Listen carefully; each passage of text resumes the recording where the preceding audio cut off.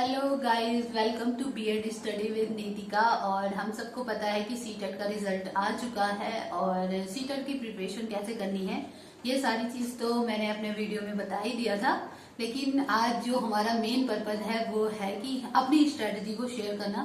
पहले मैं अनिरुद्ध सर को साथ में लाई हूँ, उन्होंने उनका भी सीटेट क्वालिफाई हो गया है, पेपर 1 और paper 2।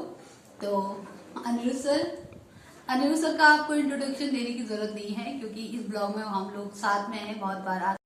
First of all congratulation Anirudh sir. Thank you Monika ma'am and congratulations to you also, क्योंकि मोनिका मैम का भी सीटेट क्वालिफाई हुआ है। So congratulation to both of us. Yes, तो हमें पता है कि सीटेट पेपर 1, पहले तो मैंने इस प्रिपरेशन से रिलेटेड एक वीडियो पहले ही डाल रखा है कि बीएड के साथ साथ हम कैसे अपने सीटेट को क्वालिफाई कर सकेंगे।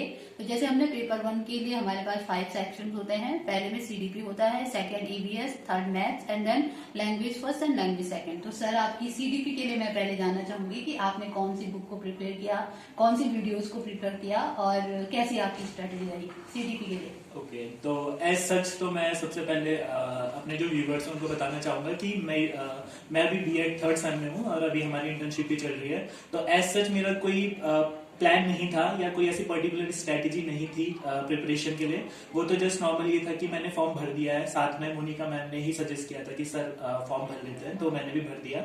और उसके बाद नॉर्मली एक ओवरव्यू मैंने लिया था कि एग्जाम में क्या क्या आता है। तो नॉर्मल जब मैंने देखा कि सीडीपी तो हमारे सिलेबस से रिलेटेड है, तो नॉर्मल वही जो हमने फर्स्ट ईयर में बुक्स पढ़ी हैं अपने सिलेबस की। First of all Anirudh sir, आप अपना सीडीपी का स्ट्रेटेजी बताइए, आपने सीडीपी को किस तरीके से कवर किया। तो सीडीपी में तो मैम मैं कहना चाहूंगा कि नॉर्मली जैसा आपको भी पता है कि हमारा सिलेबस जो हम करते हैं फर्स्ट ईयर में, उसमें हमारे पास चाइल्ड डेवलपमेंट की एक बुक होती है फर्स्ट सेमेस्टर में। तो नॉर्मली तो मैंने मेनली जो नोट्स बनाए थे अपने, उन्हीं को रिवाइज करने की कोशिश की थी सबसे ज्यादा। और क्योंकि उसमें क्या हुआ था कि सब चीज कवर हो जाता है। और मेनली हम सीडीपी में देखें तो मैक्सिमम क्वेश्चंस जो होते हैं वो थ्योरीज रिलेटेड जो होते हैं, जैसे बाइगॉट्स की थ्योरी हमारी जो आ जाती है उसमें, तो उन थ्योरीज को मैंने ज्यादा से ज्यादा रिवाइज किया था। और रही बात थोड़ा एक्स्ट्रा एफर्ट्स की, तो उसमें मैंने नॉर्मली यूट्यूब सोर्स की भी हेल्प ली थी। उसमें मैं हिमांशी मैम के चैनल को थोड़ी हेल्प लेता था उनसे। और फिर एक यूट्यूब में मेरा एक फ्रेंड है, उसने मुझे सजेस्ट किया था, एक ऐप आता है सीटेट प्रिपरेशन करके। तो उसमें क्या था कि मॉक टेस्ट पेपर्स थे और नॉर्मली जितने भी प्रीवियस ईयर पेपर थे, तो मैंने उनको उनसे रिवाइज करने की कोशिश करी थी। हाँ, तो अब मोनिका मैम, आपने किस तरीके से सीडीपी की प्रिपरेशन की है? हाँ, मेरा भी ज्यादातर जो फुल सोर्स था वो हिमांशी मैम की वीडियोस ही रही हैं। उनकी जो मॉक टेस्ट वाली सीरीज थी वो मैंने पूरी देखी है। और सर ने भी बताया कि फर्स्ट ईयर में हमारे पास चाइल्डहुड एंड ग्रोइंग अप वाला जो एक अलग पेपर होता है, उसमें एजुकेशन साइकोलॉजी से लेकर के और चाइल्ड डेवलपमेंट की हर स्टेजेस थ्योरी सारी चीजें हैं। तो अगर उस चैप्टर को भी हम अच्छे से रिवाइज करें, ये मैंने अपने प्रीवियस वीडियो में भी कहा है, तो उससे भी हमें बहुत हेल्प मिलती है। और बाकी सर ने ही वही ऐप मुझसे शेयर किया था जब हमारी जनवरी की छुट्टियां थी, उस टाइम पर सर ने शेयर किया था, तो मैंने वहीं से मॉक टेस्ट लगाए थे। मेरा सीडीपी में जो पेपर 1 है उसमें I got 22 marks out of 30 and paper 2 जो है उसमें आई थिंक मेरे हैं 20 मार्क्स आउट ऑफ 30। और मोनिका मैम आपके? मेरे तो पेपर फर्स्ट में 28 हैं आउट ऑफ 30 एंड पेपर 2 में मेरे 24 मार्क्स हैं आउट ऑफ 30। मोनिका मैम ने सीडीपी बहुत अच्छे से प्रिपेयर की है। नहीं, आपको एक फायदा मिल जाता है अगर आप चाइल्ड पेडागोजी और सीडीपी की अगर आप स्पेशली अच्छे से तैयारी करते हैं तो आप सारी सब्जेक्ट की पेडागोजी को अच्छे से कवर कर सकते हैं। ऐसा मेरा एक्सपीरियंस इस दौरान रहा है। तो आपने लैंग्वेज की तैयारी के लिए क्या किया? लैंग्वेज फर्स्ट, पहले तो आपने लैंग्वेज फर्स्ट में क्या लिया और सेकंड में क्या लिया? लैंग्वेज 1 में मैम मैंने इंग्लिश चूज किया है और लैंग्वेज 2 जो था मेरा वो हिंदी था, दोनों ही उसमें पेपर 1 और पेपर 2 में। तो लैंग्वेज का तो एज सच मेरे साथ कोई मतलब कोई मुझे इतना प्रॉब्लम नहीं हुआ है, क्योंकि नॉर्मल मेरा बैकग्राउंड पहले से इंग्लिश मीडियम ही रहा है और एज सच पहले भी कॉम्पिटिटिव पेपर की तैयारी की है, तो उसके लिए इंग्लिश तो अच्छे से करता ही था। और नॉर्मल बस क्या हो जाता है कि लैंग्वेज में हमें जो 30 मार्क्स आती है तो उसमें 15 मार्क्स का हमारा नॉर्मल इंग्लिश जो होगा होगा वो आता है। हाँ। और 50 मार्क्स में हमारी इंग्लिश की पेडागोजी आती है। तो जो टफ पोर्शन थोड़ा पड़ता है वो पड़ता है इंग्लिश की पेडागोजी को प्रिपेयर करना, क्योंकि हमारी जो पेडागोजी सब्जेक्ट है तो we are from science background, तो हमारा होता है साइंस और मैथ्स, आपका होगा साइंस और बायोलॉजी। तो और जो हमारे साथ वाले उनमें जो इंग्लिश वाले हैं उनकी होती है इंग्लिश पेडागोजी। तो हमें इंग्लिश पेडागोजी का ऐसा इतना नहीं था, तो वही हम लोगों ने थोड़े आउटसोर्स की हेल्प ली है, यूट्यूब चैनल्स वगैरह की हेल्प ली है। तो उसी से हमने इंग्लिश की जो 15 मार्क्स की पेडागोजी उसके लिए प्रिपेयर किया है। और बाकी जो इंग्लिश लैंग्वेज 2 है हिंदी में भी सेम 15 मार्क्स का जो नॉर्मल हिंदी होती है हमारी ग्रामर वगैरह, और 15 मार्क्स का आता है हिंदी पेडागोजी। तो हिंदी पेडागोजी के लिए भी वही आप लोग जो एप्स वगैरह उसकी हेल्प से प्रिपरेशन कर सकते हैं। मैंने खुद ऐप वगैरह और हिमांशी मैम की वीडियो से हेल्प ली है। और मैम आपकी क्या स्ट्रेटेजी रही लैंग्वेज? तो हाँ, मेरी लैंग्वेज फर्स्ट हिंदी थी और लैंग्वेज सेकंड इंग्लिश था दोनों पेपर के लिए। तो लैंग्वेज जो फर्स्ट मैंने हिंदी ली वो मेरा जो पहले का बैकग्राउंड रहा है, यानी कि मेरी जो 8th तक की, मैंने भले 8th तक इंग्लिश स्कूल में पढ़ा है लेकिन वहाँ पर हिंदी भी बहुत अच्छे से पढ़ाई जाती है। तो मैं अपनी मैम को, मैम का नाम था मिसेस ज्योति चौकियाल मैम, उनको मैं बहुत बहुत थैंक यू कहना चाहती हूँ, क्योंकि उन्होंने हमारी हिंदी को इतना परिपक्व, एकदम मेच्योर कर दिया, इतना अच्छे से उन्होंने हमें पढ़ाया कि आज तक हम उन चीज़ों को भूले नहीं हैं। तो मुझे कहाँ तक लगता है, क्योंकि लैंग्वेज की जो प्रिपरेशन मैं जब सीटेट के लिए कर रही थी तो मैंने कोई ऐसी बुक ली नहीं थी, और वो सारी चीज़ें मैं लैंग्वेज को ज़्यादा देखा भी नहीं था, क्योंकि मुझे मतलब पहले से ही ग्रामर पे मेरी अच्छी पकड़ रही है, तो पेपर में भी ठीक था। और पेडागोजी तो मैंने हिमांशी मैम की ही देखी है, और इंग्लिश में भी सेम हुई है। बैकग्राउंड मेरे हिंदी और इंग्लिश दोनों मिक्सअप ही रहा है, क्योंकि 8th तक तो मेरी स्कूलिंग इंग्लिश मीडियम में भी है और उसके बाद हिंदी मीडियम में भी है। तो दोनों मीडियम मेरे ठीक ठाक है, तो मुझे ज़्यादा तैयारी करने की जरूरत नहीं पड़ी। अब बाकी पेडागोजी तो हम CDP के लिए पढ़ती हैं, तो उससे हो गया। हाँ जी। नॉर्मली हिंदी में कितना स्कोर आया मैम आपका? हाँ, मेरा हिंदी में फर्स्ट पेपर में 25 है, सेकंड पेपर में 28 है आउट ऑफ 30। और इंग्लिश में मेरे दोनों पेपर में, एक में 25 है फर्स्ट वाले में, सेकंड में 26 है। नाइस। तो आगे हम देखें तो अब बात आती है जो हमारा EVS और मैथ्स पोर्शन रह जाता है, क्योंकि EVS और मैथ्स पोर्शन ऐसा है कि जो नॉर्मल अदर पेडागोजी सब्जेक्ट के बच्चे हैं, लाइक जैसे जो इंग्लिश से हैं और हिंदी पेडागोजी के, तो उनको थोड़ा मैथ्स वाला जो पोर्शन होता है वो थोड़ा उनके लिए टफ पड़ता है। तो मैथ्स और मेरा मैथ्स और EVS रहा है। तो EVS का तो मैं कहना चाहूंगा कि 10 तक हम लोग साइंस जो पढ़ते आ रहे हैं वही हम मतलब NCERT को अगर रिवाइज कर लें, हाँ। तो और उसमें भी थोड़ा बहुत जो पेडागोजिकल क्वेश्चन आते हैं वो तो आपका रहेगा ही, लेकिन जो नॉर्मल बेसिक EVS है, बेसिक साइंस है, वो तो आप लोगों को पढ़ना ही पड़ेगा। हाँ, और वो तो NCERT से वो आता तो है। NCERT से आता है, तो हम लोगों ने भी मेनली NCERT पे ही फोकस किया है। हाँ। उसकी प्रिपरेशन के लिए। और रही बात मैथ्स की, तो मैथ्स एज सच की जो मैथ्स बैकग्राउंड से हैं तो उनके लिए वो इजी पड़ जाता है। और रही बात मैथ्स पेडागोजी की, तो उसके लिए भी आपको कोई आउटसोर्स तो लेना पड़ेगा, या फिर आप अगर BEd कर रहे हैं तो BEd में आपके पास मैथ्स पेडागोजी होती है 3rd सेम में, सेकंड सेम में। तो आप लोगों ने अगर वो अच्छे से बुक्स पढ़ी हैं तो आई थिंक इतना डिफिकल्ट नहीं होगा। हाँ, और मैंने तो मैथ्स पेडागोजी की जो क्लासेस और कंटेंट की भी इवन क्लास मैंने सचिन सर की क्लासेस देखी है। हाँ, तो उनकी क्लासेस से ही मैंने अपनी पेडागोजी और मैथ्स को सही किया है। और एक और इम्पोर्टेंट बात मोनिका मैम मैं शेयर करना चाहूंगा कि हम लोग क्या सोचते हैं कि मतलब जो हमारा सब्जेक्ट है, जैसे कि मैंने कहा कि मेरा इंग्लिश, तो मैंने इंग्लिश को थोड़ा इजी में ले लिया था। तो और जब मेरा स्कोर कार्ड आया तो आई वाज सो सरप्राइज कि मेरे इंग्लिश में ही कम मार्क्स आए, और हिंदी को जो मैं थोड़ा टफ समझ रहा था क्योंकि हिंदी मेरी इतनी अच्छी नहीं है, तो और मेरा हिंदी में स्कोर अच्छा रहा था। तो जो बच्चे भी प्रिपरेशन कर रहे हैं उनसे कहना चाहूंगा कि आपको जो लगता है कि आपका ये सब्जेक्ट अच्छा है तो आप उसको इतना भी मतलब हल्का ना सोचें, उस पर भी अच्छे, क्योंकि अगर आपको लग रहा है कि आपका अच्छा है तो आप उसको और स्ट्रॉन्ग करने की कोशिश कीजिए, ताकि आप में उसमें आपका एक भी मार्क्स ना कटे।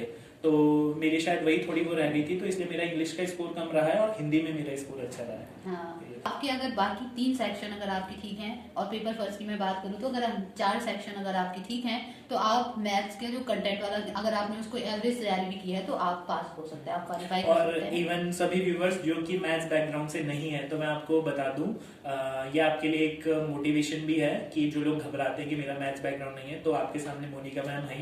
तो हम लोगों का, जैसे मैंने बताया कि अभी यहाँ GHSS बादशाही हॉल में ट्रेनिंग भी चल रही है, तो हम लोग क्या करते हैं कि हमें जितना भी फ्री पीरियड मिल रहा था या फिर जो हमारे पास एक्स्ट्रा टाइम, लंच टाइम होता था, तो मोनिका मैम क्या करती थी, क्योंकि मैम बायोलॉजी, मैम का पेडागोजी सब्जेक्ट है, तो ये भी मैथ्स बैकग्राउंड से नहीं है, लेकिन मैम को जब मैं देखता था तो मैम क्या करती थी कि बहुत मॉक टेस्ट वगैरह भी मैम ने लगाए मैथ्स के। तो जब मैम सॉल्व करती थी तो मैम की इतनी प्रिपरेशन हो चुकी थी कि मैम को जब मैं देखता था, मैं ये कि अगर मैथ्स बैकग्राउंड नहीं है हम लोग क्या कर सकते हैं कि मॉक लगा सकते हैं और यूट्यूब चैनल्स की हेल्प ले सकते हैं। और आप लोग भी आगे ऐसा कर सकते हैं। हाँ, और कंटेंट के लिए मैं एक और चीज़, जो आयुष सर हैं, तो आप उनसे भी मैथ कंटेंट पढ़ सकते हैं। वो भी बहुत अच्छा और इजी वे में बताते हैं। तो हम लोग इस चैनल के माध्यम से, जिन्होंने प्रत्येक डायरेक्ट और इनडायरेक्ट हम लोगों के इस प्रिपरेशन में हेल्प किया है, उन सभी को थैंक यू कहना चाहते हैं। और एक और बात कि अभी हम बीएड इंटर्न ही हैं। अभी जो चीज़ें हैं, हमारे बहुत सारे और भी साथी हैं जिन्होंने सीटेट को क्वालिफाई किया है। अगर हमें टाइम मिलेगा तो हम आपको उनको भी इस चैनल में लाने की वो करेंगे। और कर रही थी कि हमारा जो फर्स्ट सेम में हमारा जो इम्पोर्टेंट जो एक पेपर था, चाइल्डहुड एंड ग्रोइंग अप, तो उसमें जो हमारी एचओडी मैम है, प्रोफेसर सुनीता गोदिया मैम, उन्होंने हमारी हेल्प ऐसे की कि उन्होंने मिस अर्चना मैम को वो सब्जेक्ट पढ़ाने के लिए कहा। और मैम अपने टाइम को निकाल करके ऑनलाइन वो क्लास पढ़ाया करती थी। उन्होंने हमें बहुत सारी स्लाइड की पीडीएफ वगैरह भी प्रोवाइड की थी, तो उससे भी हमें बहुत हेल्प मिला। क्योंकि सीडीपी जैसे हम कहते हैं ना कि हम बीएससी करके आए हैं, है ना सर, तो बीएससी करके आए तो वहाँ पर हमारा बैकग्राउंड जो था पूरा प्योर मतलब साइंस का होता है। तो जैसे हमने बीएड में इंटर किया तो यहाँ पर मतलब फिर एजुकेशन का आ गया, तो हमारा बेस नहीं बन पा रहा था। लेकिन अर्चना मैम ने जो स्लाइड वगैरह दी, जो मैम पढ़ाती थी, तो उससे हमारा थोड़ा थोड़ा बेस बना, थोड़ा थोड़ा हम समझने लगे कैसे चाइल्ड डेवलपमेंट होता है, क्या कौन कौन सी स्टेजेस होती हैं, थ्योरीज कैसे पढ़नी है, ये सारी चीज़ें। तो मैम को हम दोनों थैंक यू कहना चाहते हैं। Thank you so much ma'am. और एक बिल्कुल न्यू सब्जेक्ट, जैसा कि मैम ने बताया, चाइल्ड डेवलपमेंट, जो चाइल्ड पेडागोजी होती है, ये सभी के लिए आफ्टर ग्रेजुएशन, पोस्ट ग्रेजुएशन जो भी बीएड कर रहे हैं, सबके लिए एक न्यू सब्जेक्ट हो जाता है। तो इसमें क्या होता है कि हम लोगों को बेसिक से शुरू समझना होता है कि एक्चुअल में चाइल्ड साइकोलॉजी है क्या। तो क्योंकि हम लोगों ने आगे जाके अपने प्रोफेशन में, टीचिंग प्रोफेशन में, वहाँ पे बच्चों के साथ ही डील करना है, तो चाइल्ड की साइकोलॉजी को समझना इज मोर इम्पोर्टेंट। तो मैं भी अपनी जो एचओडी मैम है उनका तहे दिल से धन्यवाद करना चाहूंगा। अदर सब्जेक्ट्स हैं जहाँ से क्वेश्चंस आते हैं सीटेट में, तो जितने भी हमारे फैकल्टी टीचर्स हैं सभी को मैं थैंक यू कहना चाहूंगा। क्योंकि डायरेक्टली और इनडायरेक्टली क्या होता है कि सभी हमारी हेल्प करते हैं, तो मैं सभी का थैंक्स करना चाहूंगा। और जितने भी व्यूवर्स इस वीडियो को देख रहे हैं या देखेंगे, तो मैं उनको कहना चाहूंगा कि आप लोग क्या करें कि अगर आप बीएड कर रहे हैं या करने की सोच रहे हैं, टीचिंग प्रोफेशन में आना चाहते हैं, तो ये तो इंपॉर्टेंट है, आप लोगों को सीटेट तो क्वालिफाई करना ही पड़ेगा, क्योंकि ये तो एक मैंडेटरी पार्ट है ही। तो आप क्या करें कि जैसे फर्स्ट ईयर में आते हैं, आप तभी से क्या करें, सीटेट मतलब जो अपनी बुक्स पढ़ रहे हैं, अपना बीएड का सिलेबस है, उसको इस तरीके से पढ़ें कि ये हमारा सीटेट में भी हेल्प करेगा। तो मतलब सिर्फ पास होने के लिए ना करें, उसको इस तरीके से देखें कि ये हमारे लिए इंपॉर्टेंट सब्जेक्ट है और ये हमें सीटेट क्वालिफाई करने में हेल्प करेगा। और जो हेल्प हमारे लिए मिलती है ना, कि अगर हम अभी क्वालिफाई कर लें तो उससे हमें ये हेल्प मिलती है कि हमें बाद में टेंशन नहीं रह जाती कि हमें अभी सीटेट भी देना है, हमारा बीएड हो गया, अब हम सीटेट निकालेंगे। अगर आप बीच में ही कर देते हैं तो उससे क्या होता है, जैसे सीटेट क्वालिफाई हो गया तो आप देख सकते हैं कि आगे आपके लिए क्या क्या अपॉर्चुनिटी आने वाली है, आप उस अपॉर्चुनिटी का यूज कर सकते हो। तो आज का हमारा ये छोटा सा इंटरव्यू था, तो इंटरव्यू नहीं, ये हमारा डिस्कशन ही एक तरफ से हम कह सकते हैं। और मेनली हमने ये इसलिए वीडियो भी बनाई है क्योंकि हम लोगों ने भी क्या करा है, हमने सोचा कि हम लोग अपनी स्ट्रेटेजी शेयर करें, ताकि हमारी तरह जो और भी बच्चे प्रिपरेशन करेंगे या करने वाले हैं, तो उन लोगों को एक हेल्प मिले हमारे एक्सपीरियंस से। वैसे तो सर का रिजल्ट आया तो बहुत सारे जो हमारे जानने वाले थे, या फिर हम जैसे जो मैम की वीडियोस होती थी ना, उनके नीचे कमेंट वगैरह आते हैं। हाँ। तो उसमें भी बहुत सारे ऐसे लोग हैं जो जॉब के साथ साथ अपने बच्चों को भी संभाल रहे हैं और फिर प्रिपरेशन कर रहे हैं। मतलब एक पैशन ही होता है अपने उसके लिए, तो हम कर सकते हैं, हम लोग अपनी मतलब इंटर्नशिप के साथ भी ये चीज़ें कर सकते हैं। तो बहुत सारी एक्टिविटी हम आपको इस वीडियो के इस चैनल के माध्यम से शेयर करते हैं। तो जिन भी लोगों ने, जो हमारे व्यूवर्स रहे हैं, जिन्होंने कभी भी इस वीडियो को देखा है, तो और उनका सीटेट अगर क्वालिफाई हो गया तो उनके लिए कॉन्ग्रेचुलेशन, और उनके आगे फ्यूचर के लिए ऑल द बेस्ट। और बहुत सारे लोग अब प्रिपेयर करने की सोच रहे होंगे, तो उनके लिए भी ऑल द बेस्ट। और So at last again I would like to congratulate you ma'am. मैं सभी व्यूअर्स को बता दूं कि जो हमारी मोनिका मैम है, ये बहुत अच्छी पोएट्री लिखती हैं, सेल्फ कंपोज करती हैं एक्चुअली पोएम को। तो इसी में इन्होंने 2021 मैम, तो ईयर 2021 में इन्होंने एक गवर्नमेंट के द्वारा एक कंपटीशन ऑर्गेनाइज किया गया था, जो आज़ादी का अमृत महोत्सव के ऊपर। उसमें क्या था कि सेल्फ कंपोज जो हमारी पोएम्स होती हैं, उसमें डिस्ट्रिक्ट वाइज वो कॉम्पिटिशन था। तो उसमें Monika ma'am, she belongs from Rudraprayag district and she also participated in that, and she got second position in her district. She got second position, and for that हमें पार्टी भी दी है। So thanks for the party, ma'am. हाँ, तो मैं सभी को ये बताना चाहूँगी कि हमारा जो जैसे अभी हम काम कर रहे हैं, हमारी स्टूडेंट लाइफ में बहुत सारी चीज़ें ऐसी होती हैं जो हमारे अंदर होती है पर हमें पता नहीं चलता कि हमें हमारे अंदर ये सारी चीज़ें हैं। सिंगिंग हो गया, डांसिंग हो गया, कोई पोएट्री लिखता है, इनकी राइटिंग हो गई। तो इसी में था वो कंपटीशन देशभक्ति वाला, 2021 का था, अक्टूबर का, शायद मुझे इतना ही याद है। और उस टाइम पे मैंने लिखा था तो मुझे पता नहीं था कि ऐसा कुछ होगा। तो उसके 3 लेवल थे, स्टेट, पहले डिस्ट्रिक्ट लेवल से शुरू होकर के फिर स्टेट लेवल और फिर नेशनल लेवल के लिए था। आप लोगों ने तो सुना ही होगा, शायद 6 फरवरी को एक प्रोग्राम भी हुआ था दिल्ली में, वहाँ पर जो नेशनल लेवल के विनर रहे हैं उनको सम्मानित किया गया। तो उसी में मेरे भी मैसेज आया था, पर पहले मुझे लगा कि एक वो है, फ्रॉड हो रहा है कुछ ऐसे कुछ करके।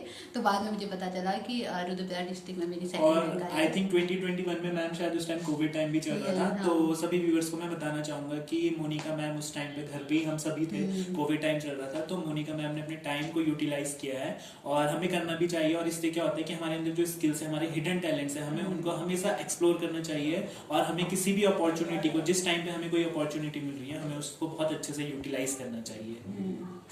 All the best to all viewers from my side also, and at last a very special thanks to Bharti ma'am जो कि Yes. हमारी इस वीडियो को शूट कर रहे हैं। Thank you Bharti ma'am. Thank you Bharti ma'am.